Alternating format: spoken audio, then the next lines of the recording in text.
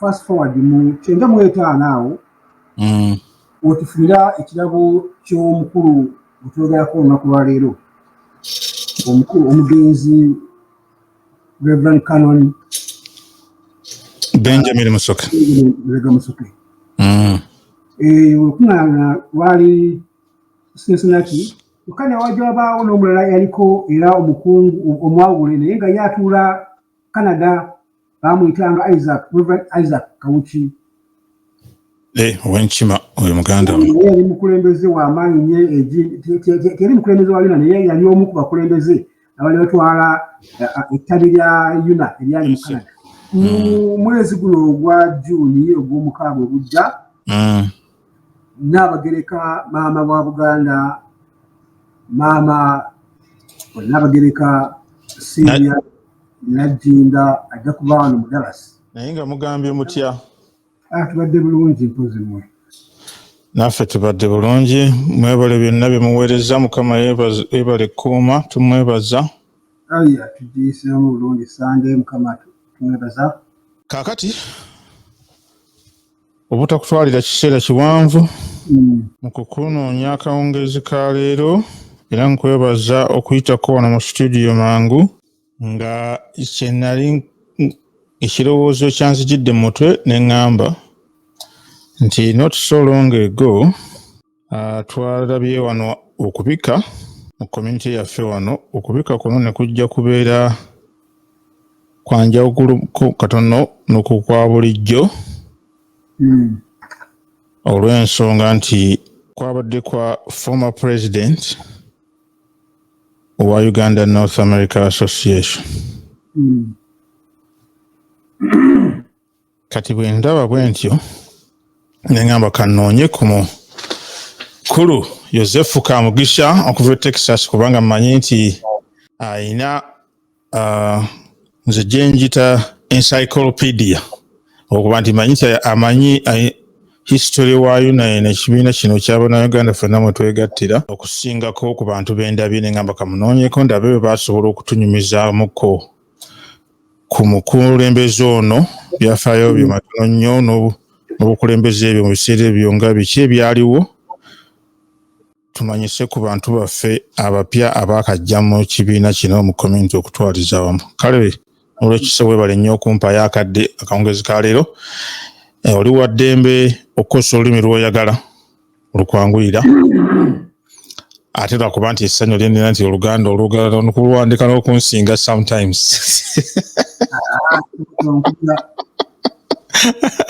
Naye oli wa ddembe okukozesa olulimi lw'oyagala weeyanjule mangu nnyo abatakumanyi nga nze bakumanye ate otunyumizeeko ku mukulembeze ono ebyafaayo bye n'ebiseera biki ebyaliwo awo mu kaseera ako.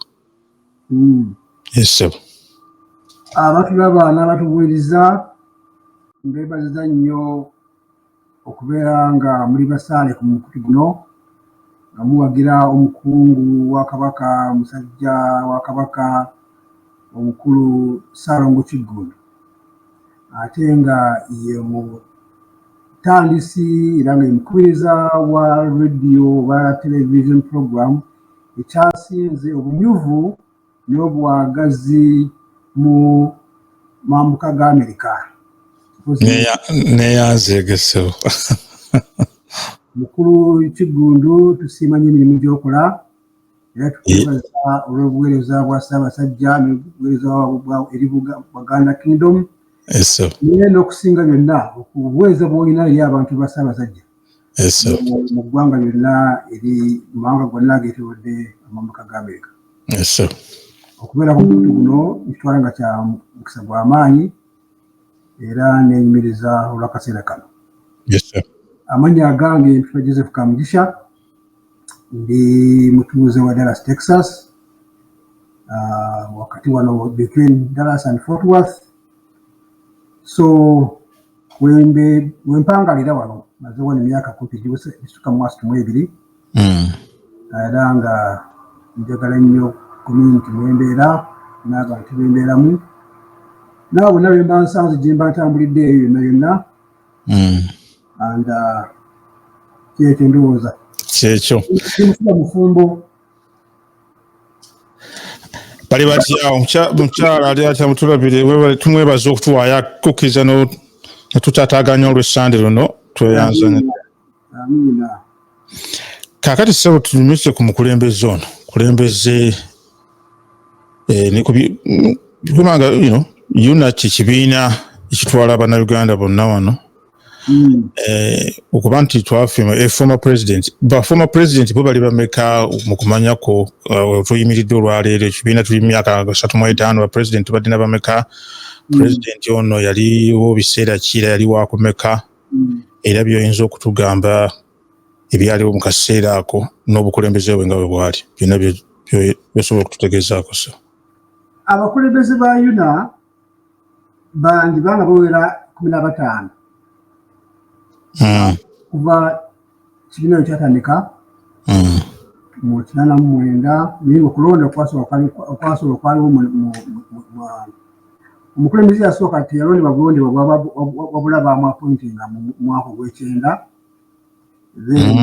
mu kyenda n'abeerako okumala emyaka 5 omukulu David Mureba yasooka okufuna obwa president obeerako era nga yabufunira mu Dallas mu convention yasooka. Convention yali eyokusooka Dallas erina omukisa manyi bagamba nti tabeera mubbi kakati gina bwemala okutondebwa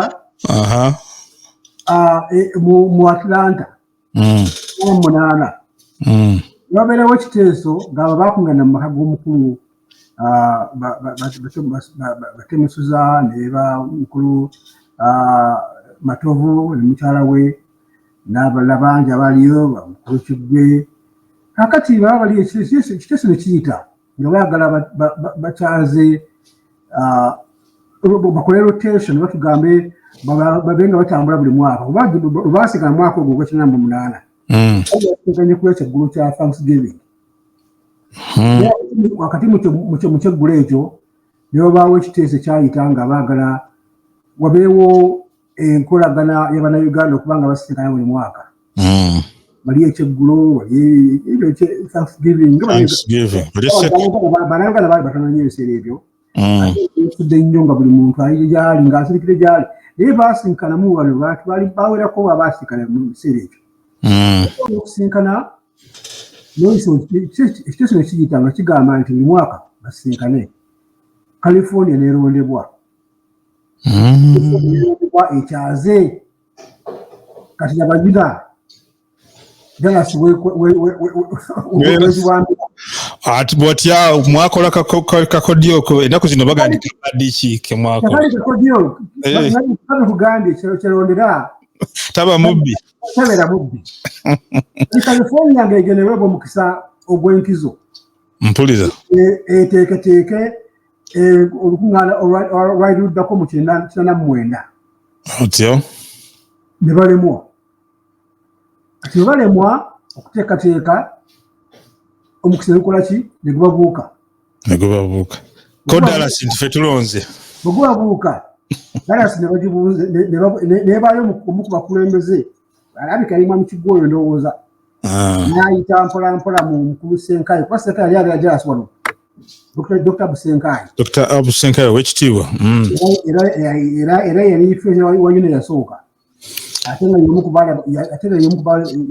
baali abatesitesi abasaale mu lukuŋŋaana olwo lwengenda okwogerako.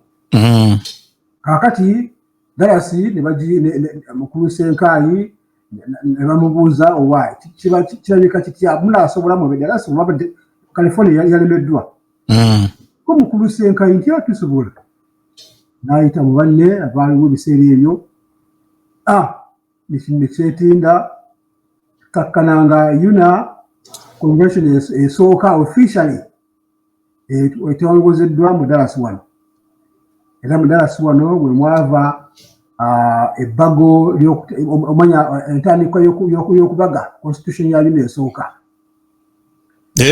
mu kiseera kyekimu ekyo bwe mwava ekiteeso ky'okuwandiisa UNAA ng'ekibiina UNAA ng'oggyeko bino akavuyo akaliwo mu 2011 whereby bituyita walaba kuba ennyondo abagenda babba ekinyina bakyankalaanyaawo babba ebiwandiiko nebawandisa ekibiina ekyabwe manya gegemwaga yuna naye nga by that time okuwandiisa okwasooka kwawandikibwa ddala si wano ekikulu ekyo kiwandikibwa erinnya Lubega. Kakati mu kiseera ekimu ekyo mu mwaka omukulembeze oyo gwekugambye mukulu David Lubega n'abakulembeze abalala bavugira fast forward mu 1995 awo wetufunira ekirabo ky'omukulu gutwogerako olunaku lwaleero omugenzi Reverend Canon Benjamin Musoke olukuŋŋaana lwali Cincinnati era eyo gye yaweebwa omukisa kufuuka omukulembeze wa UNAA owokubiri n'alondebwa mu luvannyuma lw'okuvuganya mu ngeri ya maanyi ddala era n'afuna omukisa ogwamuweebwa okubeera omukulembeze wa UNAA. Kaakati nno ekikutinjagala okwogerako ekikulu nnyo kwekyo UNAA yasooka okufuna abakulembeze ab'enkizo mu ngeri byanayisa ab'enkizo kubanga jjukira nti omukulu Lubega Musoke yali mwawule. Yes. Kukanya wajwabaawo n'omulala yaliko era omukungu omwawule naye nga yatuula Canada bamuyitanga Isaac Kawuki. Wenkima oyo muganda we. Yali mukulembeze w'amaanyi nnyo teri mukulembeze wa UNAA naye yali omu ku bakulembeze abali batwala ettabi lya UNAA eryali mu Canada. Kale njagala nkuwe nti example nti mu UNAA mubaddemu abakulembeze ab'enzikiriza abadde bakulembera UNAA ne basitimiinga UNAA mu ngeri ey'enjawulo. Wekitudde okutuuka w'eri wano leero mu mikono gy'abalyoyi b'emyoyo ba mirundi 3 naye nga nja kwogerako babiri bokka oyo omugenzi Lubega Musoke n'omwami Reverend Isaac Kawuki. Nakati omukulu Lubega Musoke mbeeko poti gye nsoma wano ey'amangu nga yayogerwa omugenzi Dr. Miles Monroe mu luzungu egamba bweti leadership is the capacity to influence others through inspiration generated by passion, motivated by a vision, and birthed by a conviction, produced by a purpose.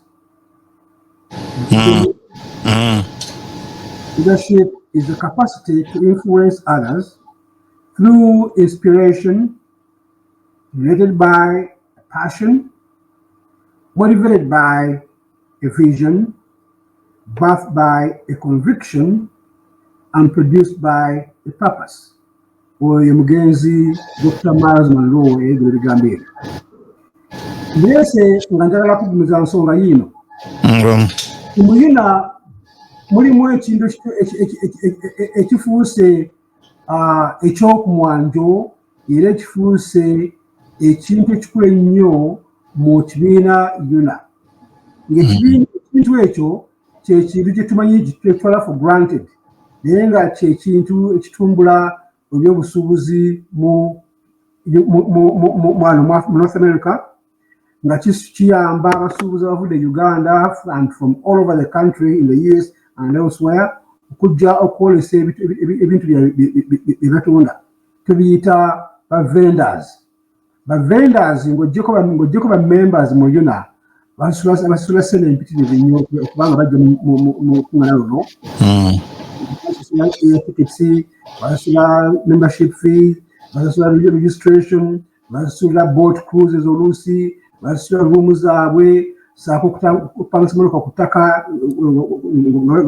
nga batumutuze mu kifo awabeera UNAA eyo. Tugamba they spend a lot. Naye nga mu bantu abo abageneratinga income mu UNAA mulimu abantu abakulu ennyo ab'enkizo betuyita ba vendors. Ba vendors abo bakola omulimu gw'amaanyi nnyo okulaba nga batumbula UNAA mu ngeri ey'amaanyi nnyo. Kati kireese okulaga nti ekirowoozo oba n'ekiteeso ekyasookera ddala okuleeta abantu abalinga abo kyatandikibwa omugenzi Reverend Canon Benjamin Lubega Musoke.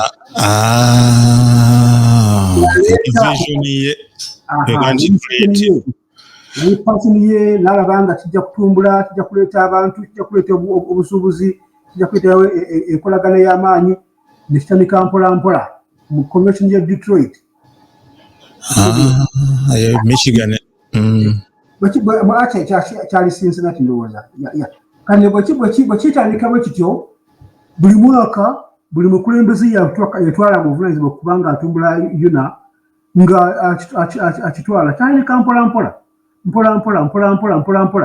Naye otulugera kati buli mwaka Business forum is one of the largest components. Business forum yo aligaba yo esukulumiyewo naye ate yejo luvannyuma nnyo. Okay. Naye nga njogera kati ku venda tables. Venda abasuubuzi wali mu kisenge wali wabeera wali nga boolesa. Ntunda binyeebwa, ntunda nsenene, ntunda makanzu, ntunda suuka, ntunda buuyo, nswa, byonna nga bigendera omwo. Abantu abo bajjanga mpola. Kati bwe tutegeera buli mwaka UNAA esembeza ba vendors abataka wansi wa 5.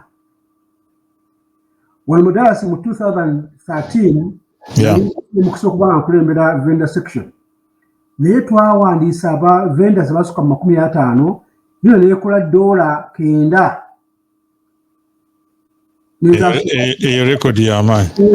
Z'Afrika zasukkamu naye ze tumanyiiko zaali 9 n'okusoba. Nga ziva mu only vendors only. Okay?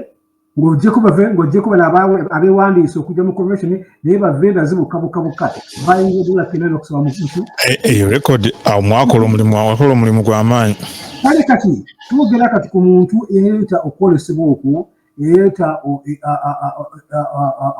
omukisa ogwo kubanga ekintu ekyalanjibwa mu UNAA nekifuuka part of the program era buli mwaka ba vendors bantu bankizo nnyo mu UNAA. And in this coming convention ina gye muli mukubeera omulanga mwewandise kubanga DC convention ye DC this year igenda kubeera ya mulembe nnyo y'amaanyi nnyo kubanga oli venda ng'olina kantu konna kwagala okuyisaawo. DC is the place to be. Weewaawo sebo neyanziza nnyo neyanzeege okuntegeezaako ne community okutwaliza awamu ku byafaayo ebyo. Tulaba bulijjo tujja mu convention ne tulaba ba vendors nga bakuŋŋaanye mu kisenge nga boolesa. Era convention ya UNAA kati eyitibwa UNAA Convention and Business Expo. I think bwe mbanga nkijjukidde bulungi. Component y'okwolesa eyo nkulu nnyo era ssanyu okuba nti otutegeezezzaako nti omukulembeze ono yali vision ye mu bigambo by'Olungereza bye byokozesezza. It is very powerful. Yenga mu component emu eyo nti vision obukulembeze olina okuba ne vision ne purpose. Ne vision okuba nti okuba tochi n'olengera wala kiki ekinaavaamu omugaso. Era kati okulakira olabe nti kwe twogerera ensangi zino obudde bwa leero ebiseera bino ebya leero bye tulimu nti okwolesebwa kwe kivuddemu omugaso munene nnyo mu community okutwaza musobo bali nnyo bali ddala. Kaakati njagala okukosa akakisa kano nkukulisa amazaalibwa kubanga nagenzera okumagamaga mu bwengula muno nga ntunula nedaba nga gabadde mazaalibwa ago ssebo gakuluke. Yesebuliranza nnyo myaka njeweza Mukama gyampangaazizza. Nafunye obubaka bungi nnyo okuva mu bantu bangi mu community yange wano. Laba nti nnyo yonna okuggyako nakano kankayiseewo akatale ke kagenda nako maaso. Abantu abakulembeze bange benjagala ennyo benyumirwako ennyo era benfirwako ennyo mune tebankulisiza mazaalibwa gange. Abantu Kwa ngambire ko sebo mukuru kigundu. Atenga abamu kuba bali matwalego. Bali wano from Secretary America njaka. Sijja kubogera. N'abamu bali wano wange wano sijja kubogera. Naye tibankulisiza amazaalibwa.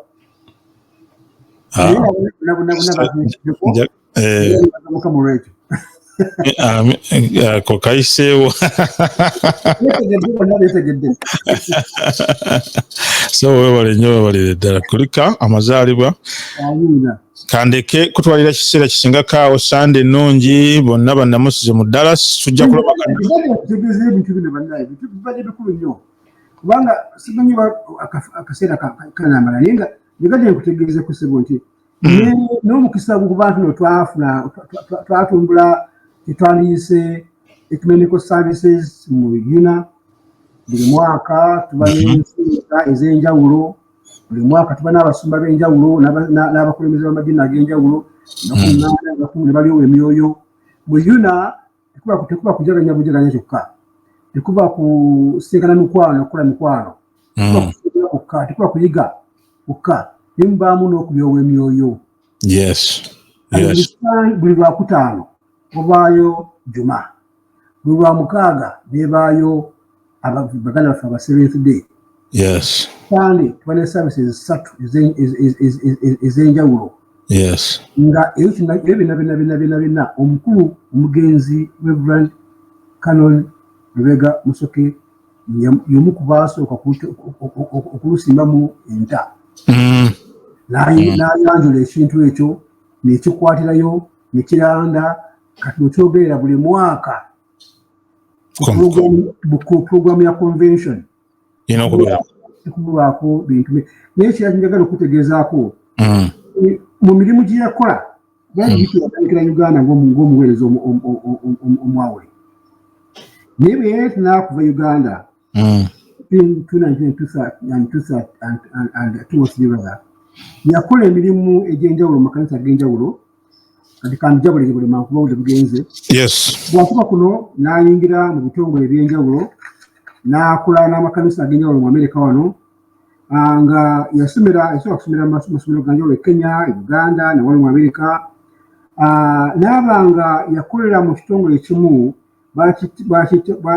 kanisa embali bayita Trinity Church nga mu kanisa eyo erina Anglican chamber yali ekolagana n'okutumbula enkolagana y'amakanisa g'Amerika ne mu Africa.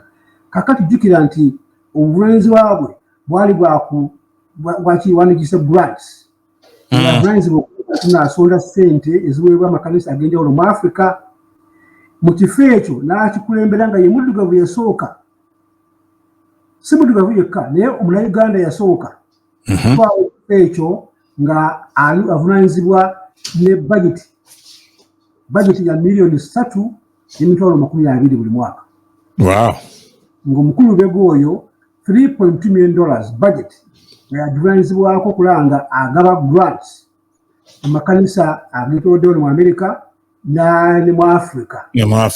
Mulimu ogwo n'akola bulungi nnyo ne guweesa Uganda ekitiibwa gumuweesa ekitiibwa ng'omuntu ng'omuweereza wa Mukama. Ate mu kyo Uganda n'efuna map oba tugambe erinnya lya njawulo mu bukulembeze bw'ekika ekyo oba waatikiddwa okufiira bambi Mengo mu ddwaliro omwo nga alese legacy oba landmark olukululo gyeyakola mu New York, gyeyakola Cincinnati, gyeyakola yonna yonna gamba nandyogedde bingi nnyo tulina budde bumala naye nandyogedde bingi nnyo ebisingako awo naye nga njagala nkiyiseewo ekintu ekyo nti Munnayuganda eyasobola okuba nga akulira budget ey'emiliyoni obukadde 3.20 buli mwaka naye nga ekyo kyamaanyi si kuzikumanga mu ngwanika naye nga yasaasaanya enkolagana eyalinga ezimba etabaganya amakanisa gamu Africa Anglican churches ne mu America. Ekintu ekyo kyali kikolebwa omuntu ayitibwa omugenzi Reverend Canon Lubega Musoke ate nga bwe kugambye nga ye muddugavu era Munnayuganda yasooka mu kifo ekyo n'akikola bulungi nnyo kama nawe wekitibwa mu ngeri eyo. Amina. So webale nnyo wawuliriza. Yesu. Tweyanziza nnyo tweyanze. Amina. Bonna musize twesunga tujja kulabagana mu maaso awo manyi nti mu Texas mulimu ekisakaate kya Nnaabagereka kijja. By the way, nzikizana kano kanyiseewo. Ese. Mu mwezi guno ogwa Juni ogw'omukaaga ogujja. Nnaabagereka maama wa Buganda, maama Nnaabagereka Senior Najjinda ajja kuba wano mu Dallas. Dallas erina ofuna omukisa ogwayo ogusookeredde ddala kubanga ekisaakaate. Ekisaakaate kino kijja kuba kikyaza abaana, kisembeza abaana kuva wakati myaka 7 paka myaka 2. Abaana bawala n'abalenzi. Kabiri mu Uganda, kabiri mu Kenya, kabiri kasoba mu mukwano gwo nga alina abaana abali mu myaka egyo. Muwagire Nnaabagereka ajja kuba wiiki nnamba okusoba ng'alyowaamyo gy'abaana ng'ayigiriza ng'atendeka nga kuganda. Yes. Kijja kuba kiyitirivu. Sanyu jireera. Mujje tubalage Dallas kikyeri. Wow. Sawa nayanziza nnyo. Wewe nnyo bali ddala. Ate bwe tunaavaawo ate tugende e Washington DC.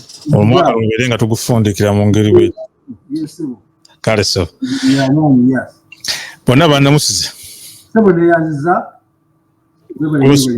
Gosenze akadde ko tuwadde. Amina. Sande nnungi. Yes, kale so.